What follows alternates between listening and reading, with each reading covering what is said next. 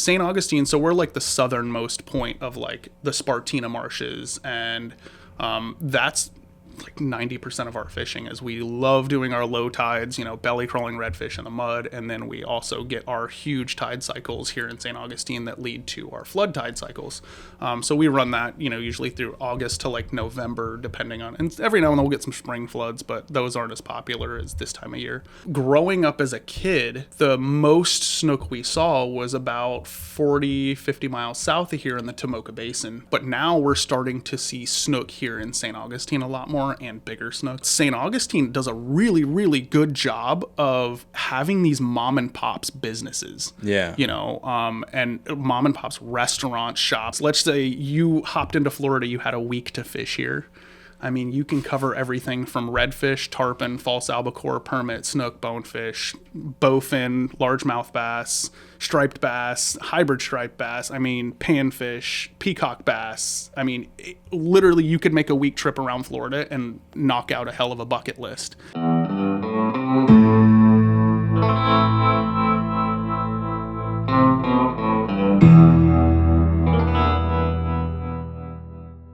All right, guys, welcome to another episode of the Skiff Wanderer podcast. This is part of the Lost and Wandering series, Volume 2. If you haven't checked out any of the series yet, I've been hanging out in fly shops on the East Coast, getting to know the guys running the shops and the areas that they're fishing in. So if you're planning any kind of DIY trip and you want some insider info on a new spot to check out or new area to check out, please go and check those out. And if you've listened to all of the episodes this far and you're not subscribed, I've got some follow-up questions at the end of the episode for you. Anyways, today I am in St. Augustine, Florida at Old City Fly Shop with one of the owners, Travis Luther. How's it going? How are you doing today? Good. Yeah? Good. So first question, where'd you grow up and how'd you start fishing? So it was there's kind of like a weird period there, but I was born at the west end of Flagler County on an area called Pearson. We lived out on a cow pasture in a trailer. My dad was working at a sawmill. So I grew up on this lake called Lake Diston, and like my first memories of fishing, and like I still have some of the photos, is like my dad, he'd have to be at work at 7 a.m. So he'd get up, hop out on the lake across the street at our landlord's house, throw the pontoon boat in, and he'd limit out on bass and speck in the morning. And in the late 80s, like my dad filling a freezer was the thing to do. Like he took care of his family. I think he was making like, $3.25 an hour at the sawmill, so my earliest memories were him going out in the morning, and I've got a photo of him with, bass like all the way across. The photo's really cool. I'll show it to you when we get to the house. But that was like my first memory. And then by the time I was like 3 or 4 years old, we ended up moving to D-Land, which is just inside Volusia County, just west of Daytona Beach. Mm-hmm. And I say it a lot, but like I think I put more miles on a bicycle than I'll ever put on a vehicle, just riding around bass fishing. Lake Woodruff, DeLeon Springs, Blue Springs. I've rode everywhere from DeLand to Casadega to Deltona on a bicycle. So that's some of my first early memories of getting into fishing, a lot of freshwater stuff. And then as I got older, like 10, 11 years old after my parents split, my dad got introduced into saltwater fishing. And from that spanned over time, and then finally got involved in where it really kind of snowballed together was when I first started learning to sight fish with these guys. Yeah. And when did you start, so you grew up conventional fishing. When did you start fly fishing? I started fly fishing somewhere right around 9 or 10 years ago, right in that area. The reason I started fly fishing, there was a little fly shop here in St. Augustine. I was working at the hospital at the time, EMT stuff. And I needed somewhere to start hanging some artwork. I had just started painting fish stuff. Mm-hmm. And so I walked in, and they were in a storage unit, and there was a guy working there, and he's like, hey, I can't hang anything in here because we're in like an industrial park. It was an industrial park fly shop. Like it was probably maybe half of this. Mm-hmm.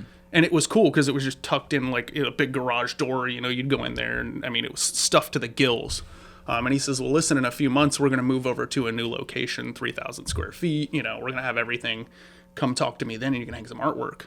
Well, I delayed in going there, and by the time I went there, Luke had actually moved in from Montana and took over management in the shop. And that was his and my first time meeting.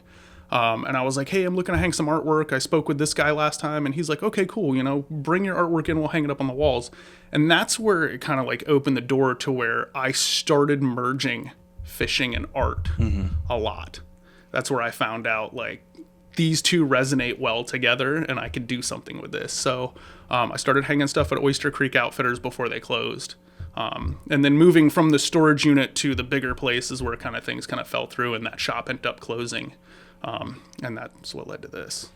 So, and how'd you get started? Like, how'd you get started with art? I've done art since I was a kid. Like that's always, I think everybody starts as a kid as an artist. Yeah. Like everybody's an artist. It's just, do you grow up or do you not? Yeah. And like, I've never grown up. Like I'm still playing with crayons here. Like I'm still, you know, I wake up every day and I'm like, I'm just so interested in, you know, turning what I see into, you know, my interpretation of it. And like fish has turned into, I'm so interested because there's so many things I don't think people pay attention to in fish until you stop and you hold it. Like as a kid growing up, you catch a fish, you put it in the cooler, you don't look at it. You're just like, oh man, we're going to fill this, you know. But now it's gotten to a point, especially in fly fishing and practicing catch and release and understanding what you need to be doing for your fishery in order to keep it sustainable is getting that photo with the fish, but you also get to spend a few minutes with it live and bright and just like the colors are vibrant. You can see all the spots. So if you stop and you look at a fish really close, like mangrove snapper, they have like a blue line in their face. It's something really crazy. And, you know, normally you wouldn't take 2 looks at that, but in the fly fishing world, when you pull these fish out of the water, you're like, I've got, you know, maybe 30 seconds with this fish max. I need to take it all in. No, it's as a photographer, it's something that like I 100% agree on. Like art just kind of, you know, whatever medium you're using, it kind of forces you to slow down and really take in what you're doing out there. Like we had a redfish that we caught when we were in Brunswick, and he had just this beautiful, like right above his eye, he had like purples and greens that like, you know, you don't see that on every redfish. And I was like, oh, I gotta try to get a photo of that. And it just like, you know, like you said, like you don't notice it until you start doing the art and slowing down. Yeah. The, I guess that kind of rings into like, I've never caught a permit. Yeah. But they're the most deceptive looking fish when it comes to it. Cause like you see a permit in a photo or you see a permit, like, you know, like the one I painted up there, you're like, oh, it's silver and gray. Yeah. But like, if you look in like, you know, I've seen videos, I haven't held a permit in my hands, but like you see in the video when they tilt that fish and you see that iridescent color shift, there's green, there's blue, there's purple, there's yellow, there's just like a million, like every color is in that fish that looks like it's black and gray. Oh yeah. I mean, tarpon are the same way. Yeah. Like all, like, and I've only had, the biggest tarpon I've held was 7 inches. So Mondo tarpon. So I didn't really get the chance to look at the colors, but like the pictures I've seen, I'm like, God, I just want to hold one of the big ones just to look at that. I think my big tarpon's 60 pounds here in St. Augustine Inlet, and it was like I got to get in the water with her, and it was like, this is nice. What, like, did you start? So what's your main medium of art? Right now, acrylic. And woodworking. Those are like the 2 things. I've done a little bit of oil painting. I did some painting of some reels years ago. If I oil paint, I sit down and I overthink things and I super detail and I have to make them look realistic. Yeah. And I still want my artwork to like ride the rail of like surrealism. So I want it to look like a permit. I want it to look real. I want that detail in the eyes. But I also want it, when you look at it, like it's a painting. Yeah. It's not like photorealistic, hyper realistic. Yeah, this guy spent 70 hours on this, you know. I still want that, like, it's art.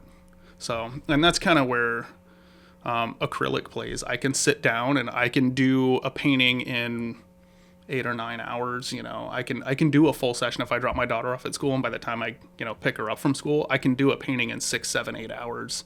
You know, as long as I have everything prepped and ready. Right. But like, I can't build everything and do it in one day, but the painting part where I can sit down and do my colors and stuff, and I like to keep it in one vibe as I go. Did the woodworking stem from your dad?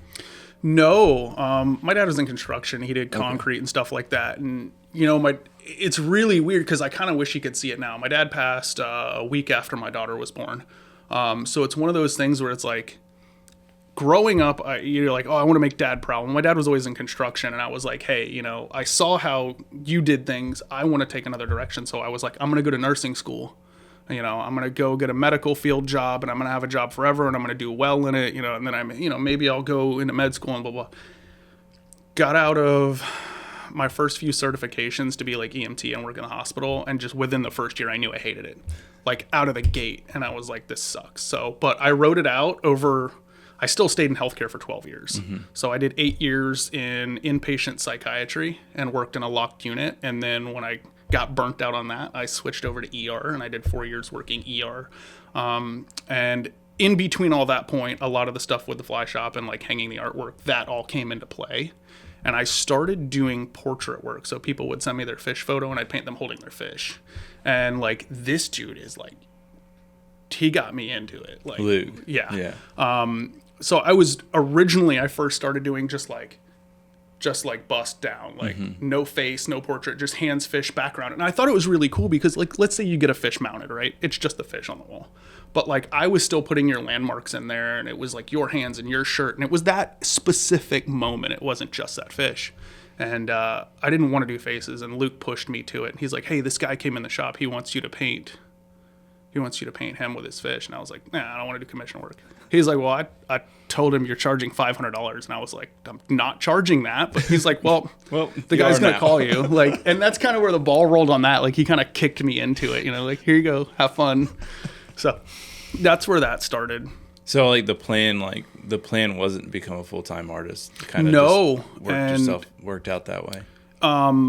The plan was hopefully just to make a little money on the side, because, you know, healthcare, It wasn't paying. Like, I mean, I was making my bills. I was doing fine. You know, nothing was wrong, but I was doing something a little extra on the side. And the truth behind it was, working in a locked psychiatric unit was like wild. Like, you know, you see some stupid stuff. And at the time, I'm not a big dude, you know, I'm kind of small, but I was smaller then. Like, I was, I don't know, 5'10", 150 pounds max. And like, when you're that size dude working in psych, like, everybody, you got a target, man. And it's funny because I used to work with this big guy, my buddy Willie, and he's 6'4", 285. Like, we were like Robin Big at work, you know? I got a funny story for that. I'll tell it to you if it's not like too long, but it cracks me up. But so one of the stories that was really funny is Willie and I worked together. We worked night shift, and I always worked crazy shifts. That's one of the things that made it so hard. So I'd work like 11 at night to 7 in the morning, or I'd work 7 p.m. to 7 a.m. So I did 2 12-hour shifts and 2 8-hour shifts a week. And then when I went to the ER, I worked 3 p.m. to 3 a.m., which is even a weirder shift. Great for snook fishing. No, we're at work one night, and, you know, Willie and I, we were good friends growing up. I was in his wedding. So like, he's 6'4", 285, like, just big dude. And ended up being in his wedding. He had a traditional African wedding, and like, I was in all the stuff. It was really cool. So we were good friends for a long time. We've kind of like faded apart now since I've like immersed myself over here. But we're at work one night, and sometimes patients could get belligerent, you know, and we're on a locked unit. There's a lot of medication. There's a lot of, you know, mental illness and stuff going on. But like, some people were truly like mental illness. And then some people like were like, oh, I got a mental illness card while I'm here, you know? So there's 3 units. One's like the high security, one is like geriatric, and the middle one is like just people coming in for like getting their medication adjusted. And a guy came in one night, it was 1:30, 2 o'clock in the morning, and he started off belligerent. Oh, I'm going to whoop someone's ass, blah, blah, blah. And he's banging on the window, screaming at the nurses, and they called over the radio, hey, you know, we need all male staff on the second unit. So I'm the first one through the door. Open the door, I look at the guy, he's like, hell yeah, let's go. And he starts walking down the hallway towards me. He's ready to fight. He's like, oh, I'm about to whoop some ass. Lo and behold, Willie walks around the other glass window, and he goes, excuse me, sir. And the guy turns around and he goes, oh, hell no, I'm going to bed. And I'm standing there, I'm like, well, what happened? So as soon as he took one look at Willie, he's like, never mind, I'm going to bed. I'm done. So I think he saved me. Because I think at the time I was like 148 pounds or something like that. I got tossed. He was a big dude. You got to get Willie fishing. We'll see. You know, it's been a long time. I mean, I've been out of healthcare for, you know, 6 years now, and I think I left that hospital 2 or 3 years before. So it's, he's still around here somewhere. And we Yeah. bullshit once in a while, but it's not like, he's on his career path. I'm on mine. I lost my train of thought. Small guy. Psych ward. Yeah. No, the question you originally added to it. Oh, so you weren't originally planning on being a full-time No. artist? So, and that's where it kind of started into was, after I started doing the portrait work and he pushed me, I booked up like 3-4 months before Father's Day, and I was only taking like a painting every 2 weeks, and I'd give myself 2 weeks to do a portrait piece. And I was really hating the hospital. The wife's work was doing really well. She was ramped up in what she was doing. And I was like, this is miserable. And she's like, well, you've got this many paintings. She goes, you make this much a week at the hospital. If you can do a painting a week, you're making more doing the painting than you are at the hospital. And she's like, the only thing we're missing is health insurance. We'll figure that out. She's like, but if life's miserable working in the ER, she's like, get rid of it. Yeah. And that was the first moment I was like, I can do this full time. And that kind of, the light bulb went off and it went from there. So that's where that ball got rolling. And then, so each piece of artwork led into the next. And it's kind of like the creative process. And usually, I think one of the things I kind of take pride in is when you look at artists, they're known for their style and their specific way they paint. And I feel like a lot of artists get in a rut and they paint the same thing forever, do the same thing forever. And it's cool. I think it's great to have a body of work that's completely congruent all the way through. But I can't do that. So like for a long time, I did the portrait work. I got tired of doing that. You can only do it so many times, and then you're like, okay, I'm putting the bread, the butter on the bread. And then that led to me trying to do the 3D pieces, and that's its own story. That led to the coaster sets and the rod racks, and then the 3D art is still the stuff I like love doing the most and take the most pride in. Like that's the body of work that I want to continue. And then that led to where I'm doing with the bags and stuff like that. And the bags is another bread and butter thing. Like how long is it going to be before I hate doing this? So. Do you draw any inspiration from outside of fishing? Like artists or activities? I do. I spend a lot of time, like nowadays you have YouTube, so you have access to all these artists that are alive, you know. I guess when I was a kid, the only artist you had access to was maybe somebody in your hometown, but the only artists that you had access to were all the dead guys, and it's like, your traditional art. But, growing up when I did, now that we have YouTube and stuff, like I've drawn a lot of inspiration. There's a guy online, Greg Simpkins. He's an acrylic painter, but it's like, it's stupid the stuff he does. And it's so whimsical. It's so off the bat. It's like, I'll show it to you at some point, but I draw a lot of inspiration from that guy just because of the way he paints. And then another guy that was in our hometown, he was an art teacher at the high school there. I drew a lot of inspiration from him.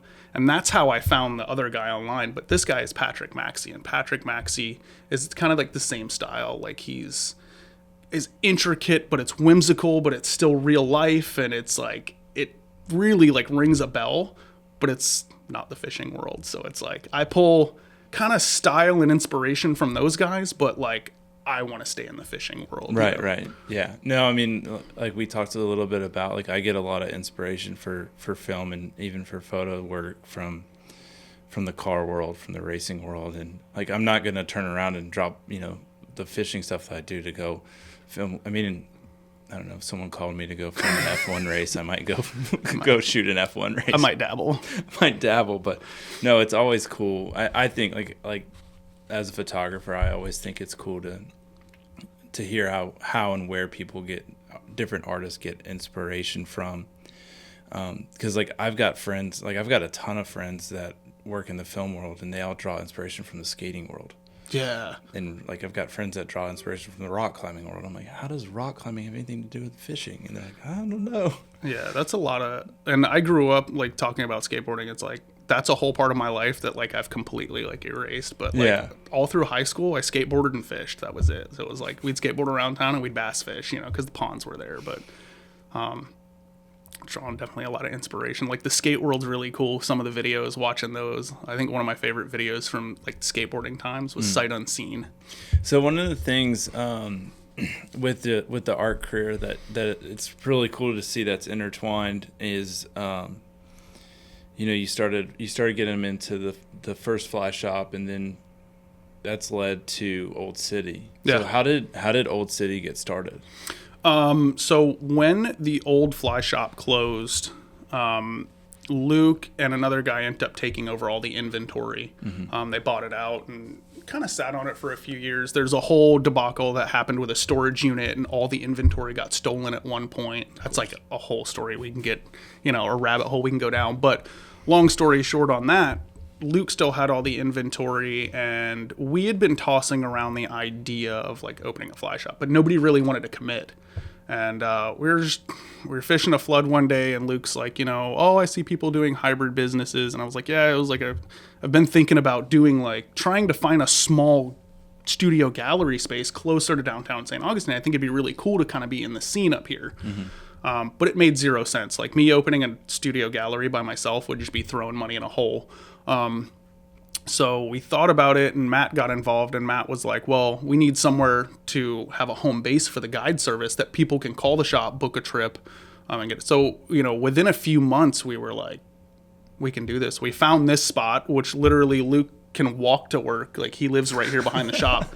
I live, 25 miles south. Matt lives 25 miles north. So we have like a good little triangle over the shop. So we were looking around. We looked at some storage units. We looked at some other little spots, and nothing really rang a bell. And Luke called one morning, and he's like, hey, I'm up the street from the house. There's this unit at the end of the street. He's like, you want to come look at it? So we came here, we looked, and it's nothing special. Like, and we've done a lot to it. Like, everything is home built here. Like, this is our tree fort, Yeah. But the main reason we got it, A, rent was low. B, it's got this cool little casting pond out here.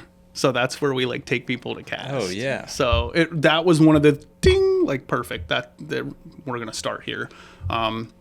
And out the gate, it was literally all of our families came together. So like I'd bring Penny up here, like I'd bring my daughter, and he'd bring his kids, and we have photos like before we open the shop, like the kids playing in here, helping us paint the walls, and there's like they're building forts, and like they still come here and hang out together. So that's one cool part about it. But everything in here, like we started out of pocket. Like this place started with like change.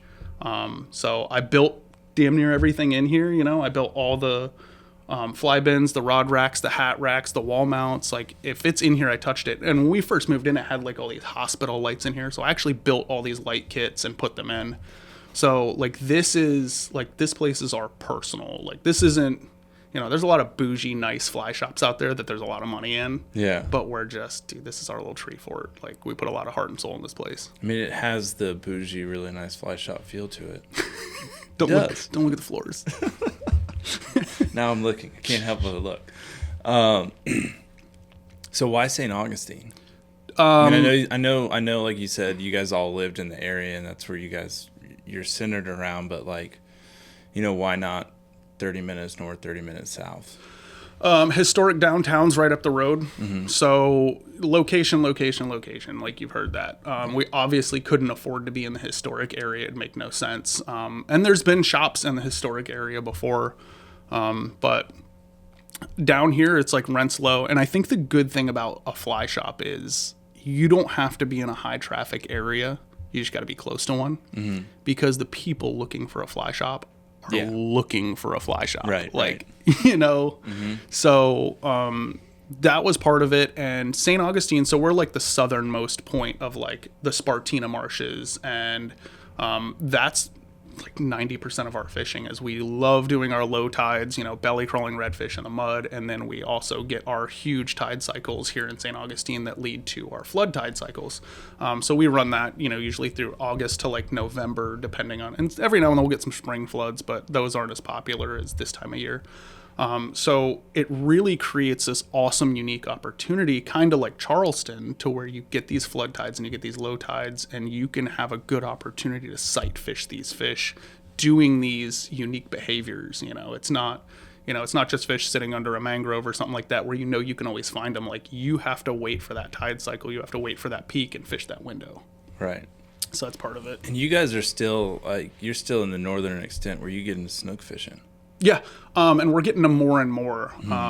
That could be debated as to why or how, right. But growing up as a kid, the most snook we saw was about 40, 50 miles south of here in the Tomoka Basin.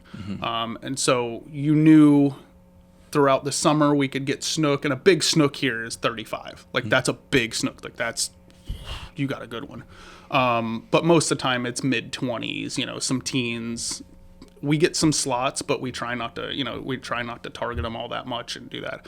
But that's progressively moved up over the past few years. So Palm Coast, where I live, has actually started to see a lot more snook, and we do well there. We do a lot of docklight night fishing in that area, and that's what does that. But now we're starting to see snook here in St. Augustine a lot more, and bigger snook and we've even heard of guys catching them in Jacksonville. So they're moving up the coast and they're getting bigger. So hopefully at some point we start getting real snook in my area. I mean, a 35-inch snook would be... That's a unicorn here. That'd be a good snook. I've seen it here, but it's a unicorn. Like it's... Can you tell me a little bit more? Like if I was thinking about coming to visit St. Augustine, I mean, I know a little bit about the history of St. Augustine. Like if I wanted to come here, like what's like the big draw to St. Augustine? Oh, historic downtown. Yeah. The main thing, you know, bring the family here.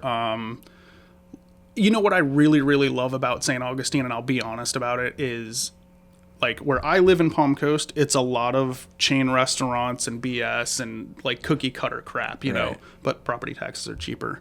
But St. Augustine does a really, really good job of having these mom and pops businesses. Yeah. You know, and mom and pops restaurant shops. Like he loves Ned's Diner. It's like 2 streets up. Like it's breakfast, lunch, dinner. It's like your mom and pop spot, like low key. The pace is always packed. I'm like getting my words. But we have other spots like our favorite little taco place. We got Osprey Tacos over here, and we fish with the owner of that, John. And he's, you know, the guy travels around, does fishing everywhere, fly fishes, does our flood tide stuff and low tide stuff with us. But the way St. Augustine harbors these small businesses is so cool, because you go downtown, like in the historic area, there's really good. It's not your normal chain stuff. It's not your, you know, Chick-fil-A. They've kept all the chains out. Yeah. And it's really cool because we've got some nice little nestled in, like, good food and drink places. We got some good bars and we got some really good food. So that's awesome. So we've talked a little bit about the fishing. What would you say, like, so since we've talked a little bit about the fishing, you know, you mentioned the fall floods, like fall floods best time of year, or is there other times of year? So we have a lot. Our fishery, the good thing about here is it's year round. Okay. There's always something to fish for. And people ask me all the time, they're like, oh, why don't you travel and go do this or travel and go do that? Dude, it is hard to leave Florida. Yeah. Like once you're here, I had somebody relate it the other day. Living in Florida is like being in an abusive relationship. You're like, you know, it's really nice when it's sunny out. But then like when the hurricanes show up, you're like, he beats me. I fell in the shower, you know. But it's hard to leave Florida, man. Our fishery is insane. Even in the decline we've seen in our fishery, and I know that's a hot topic to talk about, the decline in the fishery, but even with that, we have an incredible place that we're all still trying to protect. So on a daily basis, let's say you hopped into Florida, you had a week to fish here.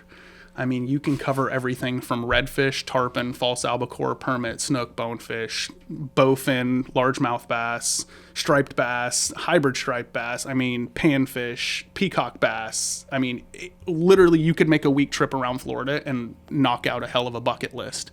So it's hard to leave. Isn't there like a couple places too you could find a rainbow trout? I think they're stuck. Like stocked. I think it's up near Tallahassee. I don't know. I haven't done it, but that's still. I mean, like, don't come to Florida to catch a rainbow trout, but just like the diversity. You check that off. No, but it might make it on the Florida fishing bingo card. Yeah.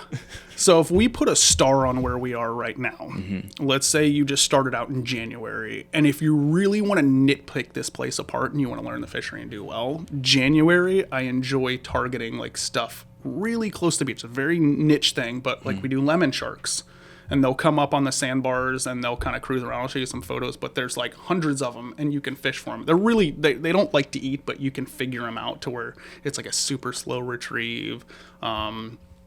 They're kind of just picking off the bottom. So we'll do that. And then as we move into spring, we're still fishing like our low tide stuff. So you'll do a lot of redfish low tide. And then as we move into spring and early summer, we'll start doing false albacore and stuff like that off the beach. So we'll run out the inlet, and that's always like, dude, it's like more fun than a barrel of monkeys type of thing, you know?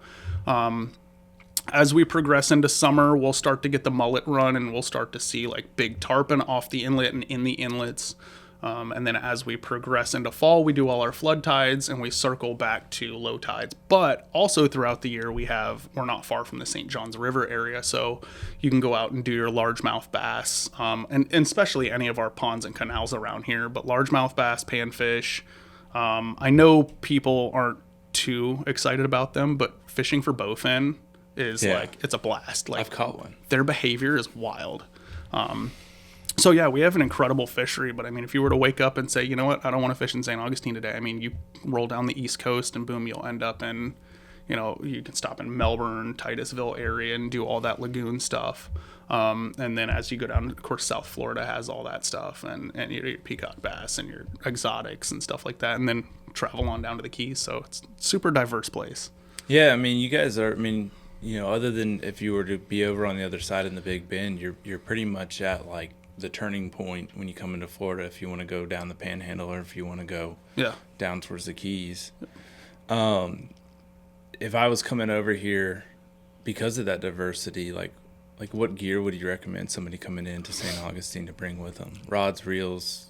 Anything? Honestly, it's kind of cut and dry, and I like to keep it that way, is you could come to Florida with an 8-weight and catch everything. Damn near everything. Yeah. I mean, minus big tarpon, big jacks, permit and stuff like that. You might want to gear up a little higher for stuff like that, but like you can walk into Florida with an 8-weight and you can leave Florida with an 8-weight, And you can do it, yeah. Yeah. So personally, I mean, just because once you get into the fly fishing world, it's a rabbit hole. So I have 4, 6, 8, 10, 12. Like I have everything I need. Right. So I use my 4-weight for a lot of like my panfish stuff, like when I take my daughter behind the house and we do bluegill and crappie and stuff like that. My 6-weight, I fish everywhere, even though I get yelled at for it. Takes one extra false cast. I get yelled at for it. Like, I don't know, I just live on my 6-weight. That's where I am. So, and then 8-weight, like I said, does everything. My 10-weight is where I kind of like opened up and started doing unique stuff with. There's a lot of guys around here that bridge fish for snook, your flare hawks and your big, like, 15, 16 foot of water stuff. And I started asking around and I'm like, hey, you think we can get a fly in front of one of these fish? And they're like, no. You can't get a fly in front of a snook in 15 foot of water. You can't fish these bridges this way. You can't do this. And I started doing some research and I took some inspiration from some of the up north guys. And I mean, if you look at some of the up north guys, your New York, your Maine, your Boston, when they're fishing those big striper pods, they're doing big, heavy sinking lines. They're fishing in 15, 16, sometimes 20 foot of water.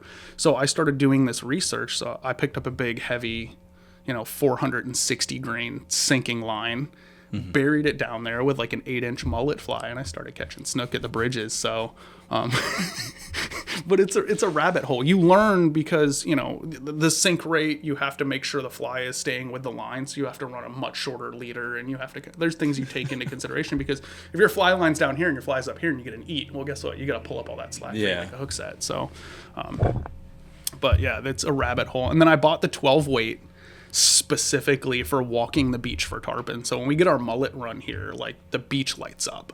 When the mullet come into the sloughs, because our beach isn't that, like, St. Augustine Beach is great for swimming and family stuff, but as you get closer south, there's some areas I'm not 100% going to name, but we've got some deep sloughs, and it's like as soon as you walk down the beach, it's a 6-foot drop, and then it comes up to the sandbar, and you'll see the sharks cruising the sandbar, and we'll cast at those, and every now and then you'll hook a shark or something like that, sandbar shark or a lemon, and that's fun. But when the mullet come into those sloughs, I mean, you have everything trying to eat them. Huge jacks. I mean, I've jumped 120-pound tarpon from the sand on fly, and I mean, it's just, they take everything you've got. You're just looking at the spool with nothing on it, So, but that's what we do. That's kind of where I use the sinking line for that as well, because it's 6 foot of water. So I'll pull that sinking line across there with a big mullet fly, and as it dips down into that slough, it combats the waves. So you don't have the waves fluctuating your floating line, and you can get it right in front of them. And I mean, they eat from like me to the end of the table. Like you watch them flash, and you're like, here we go. Here we go. There goes my fly line. There's my backing. Yeah. So we're back. We had to take a quick break because I forgot that I had beer for us in my truck, thanks to Jared at On the Fly Outfitter getting us some Silver Bluff Brewing up there in Brunswick. All right, so I owe him one now. I know. I'm not going that way to bring him beer. I wouldn't do that to you. I can ship it, even though it's frowned upon. All right, so you just walked us through like, everything from a 4-weight to a 12-weight and the uses that you have for them here. Yeah. And if somebody comes into the area, and they only have an 8-weight, like they're obviously good to go. Mm-hmm. But if they come by the shop, you've got all that here. I mean, I've seen the 4-weights. You got 4-weights in the shop. You got. Every now and then we'll bring in some small trout stuff in case one of our local guys is going on a trip or something like that. But I try not to push it that hard.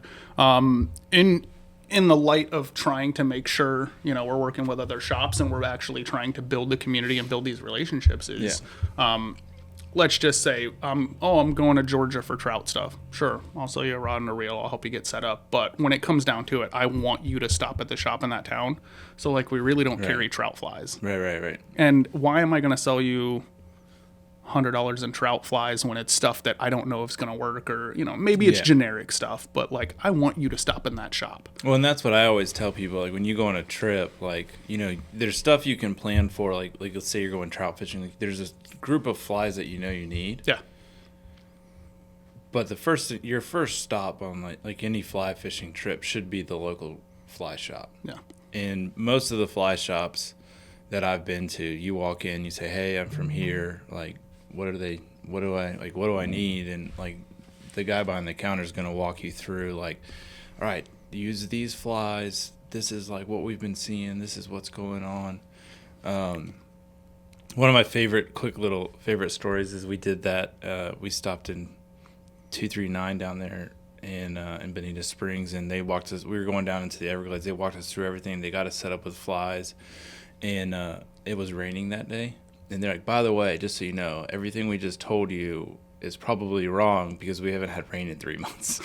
So it was still cool though that they, and that's what that's why I always stop by fly shops, just because you get a little bit of that local knowledge. Yeah. And that's one of the things I try to do here is I don't want to, if you call me and say, "Oh, I'm going permit and bonefish fishing." Yeah. Well, yeah, you can get you some gotchas and some crazy Charlies, but when you get down there, yeah, is purple working? Yeah.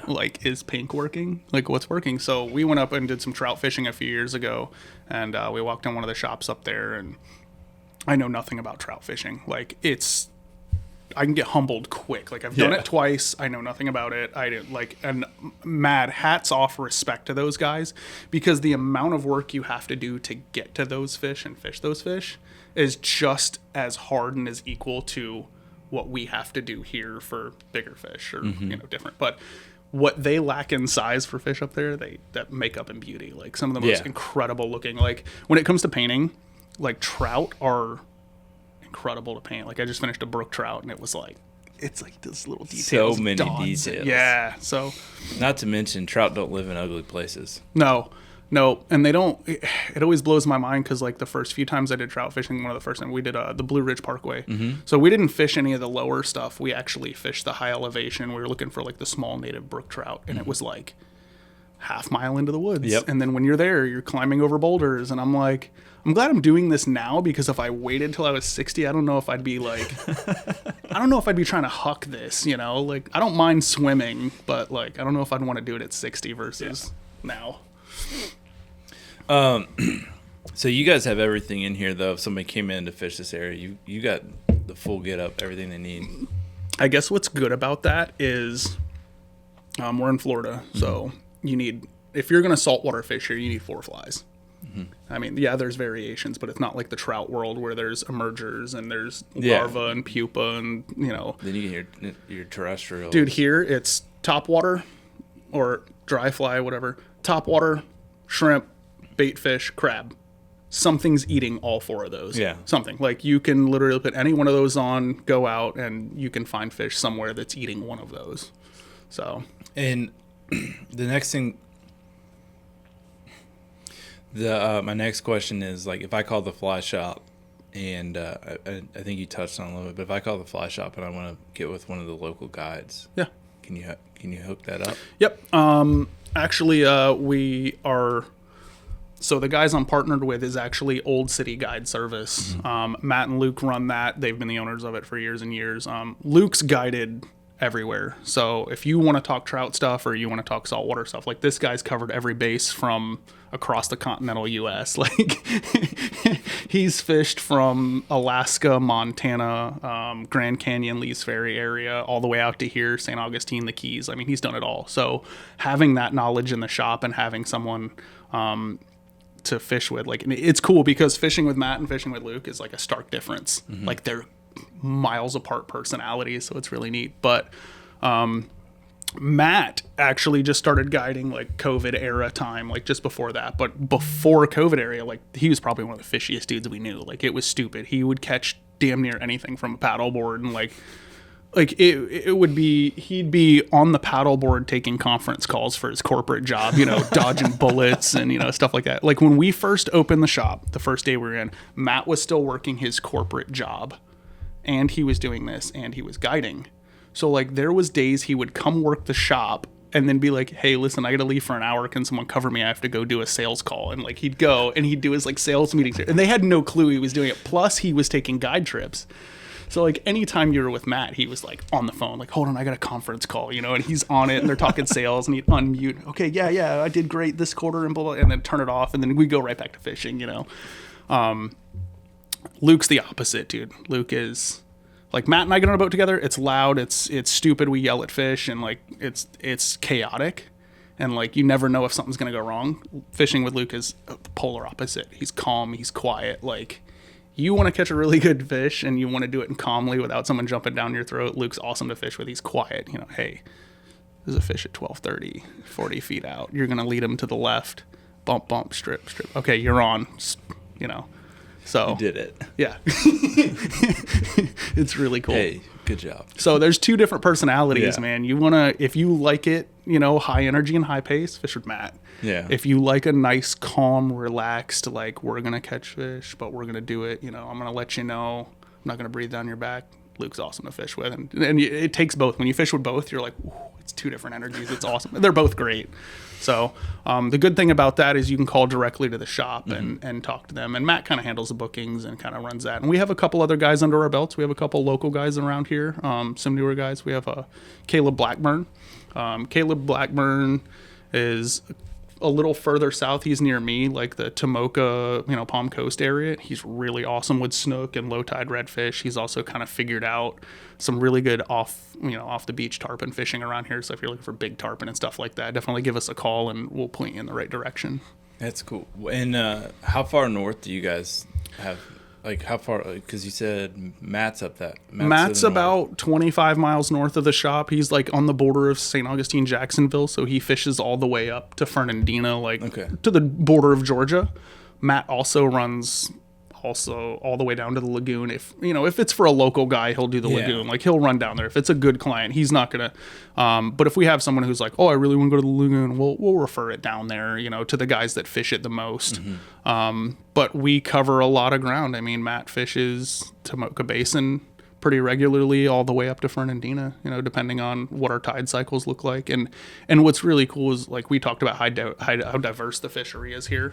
If you look at St. Augustine, right, our tide swing is anywhere from, on a daily basis, from like 4 to 8 feet, sometimes more depending on seasons when we get our king tides and stuff. But also if you move 25 miles south of here and you start getting into like the Palm Coast, Flagler, Tomoka Basin area, tide swings go, you know, maybe a foot over a tide cycle or less, or so it's really diverse. The fishing stays a little more consistent down that way because the tidal fluctuation, the fish kind of stay in certain areas a little more. But up here, we wait for those tide cycles and target those fish based on that versus where it's less. Which leads me into my next question. If I call the shop, I book a trip, like what's a typical day on the water look like with one of the guides? Depending on where and how you're fishing, I'll kind of give you two different scenarios.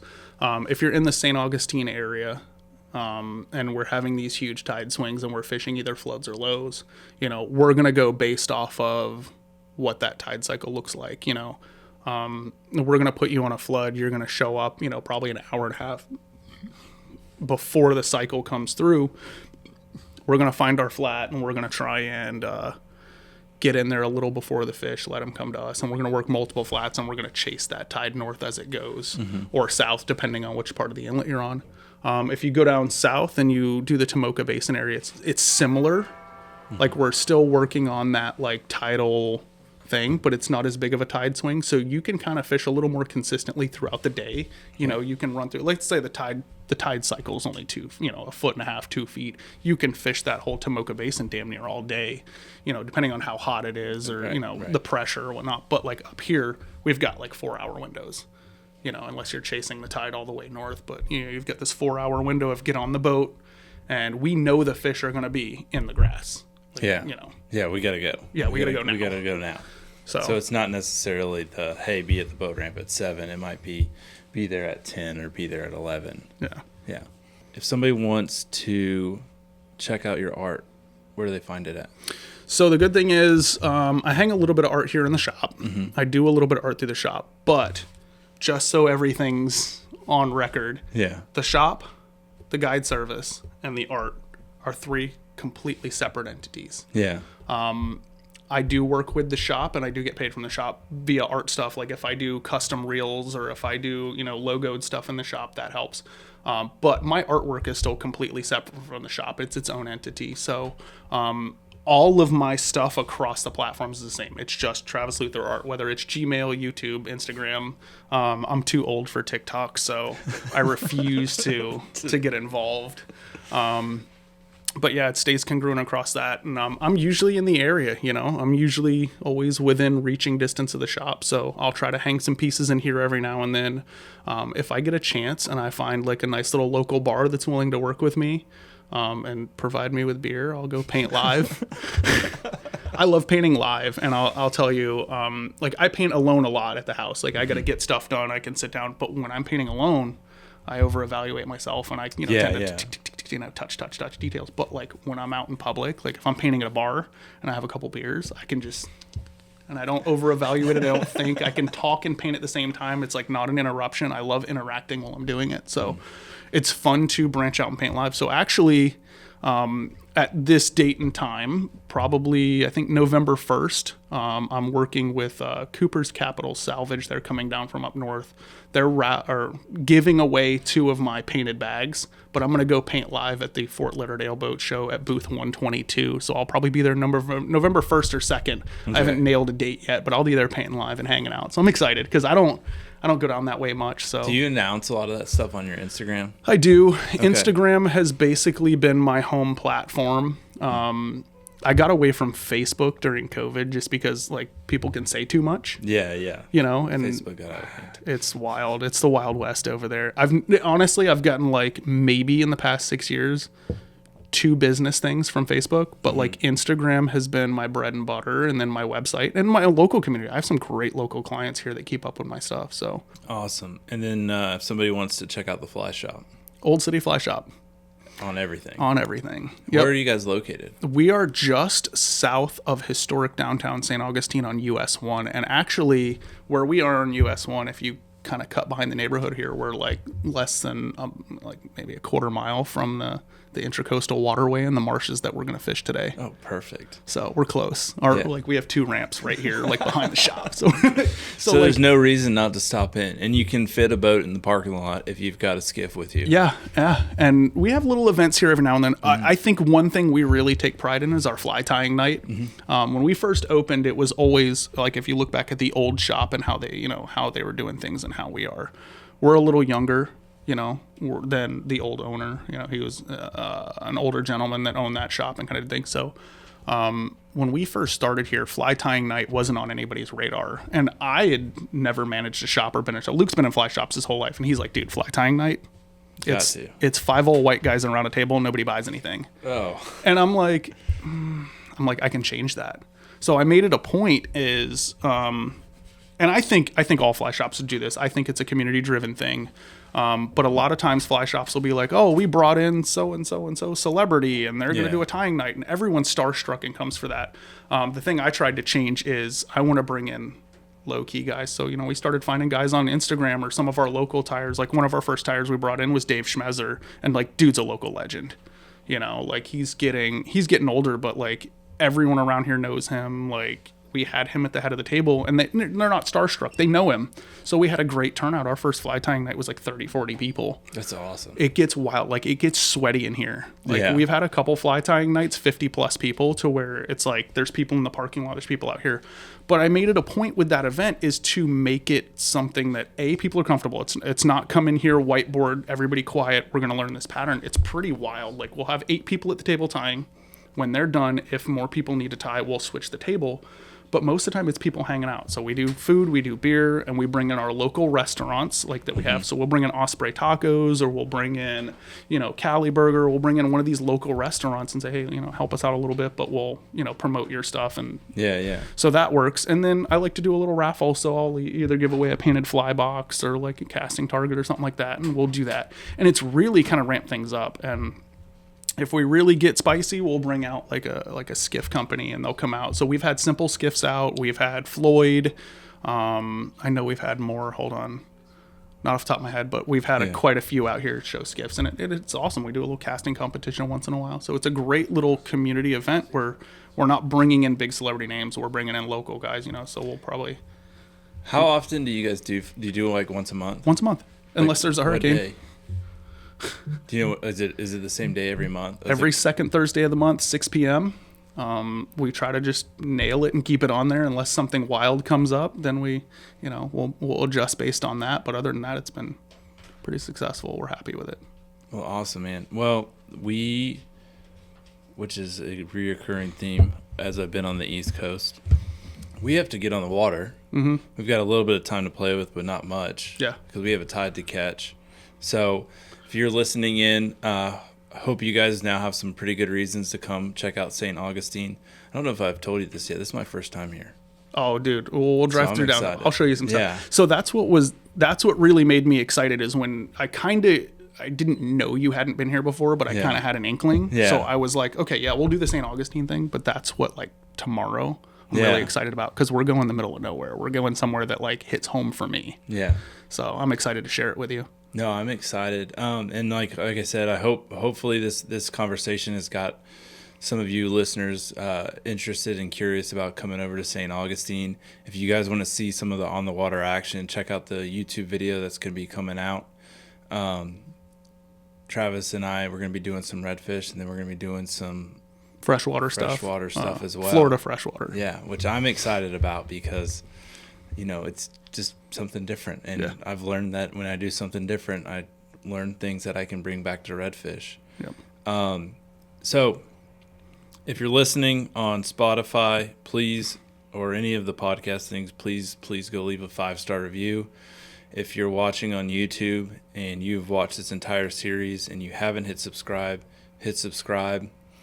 and hit like. Leave a comment leave a comment if there's anywhere you guys want to see me travel to, and share it with your friends. And if you didn't enjoy this, share it with your enemies, and just let them know that you don't like them and you don't like this, and so those things will combine. That's it. Let's go fishing.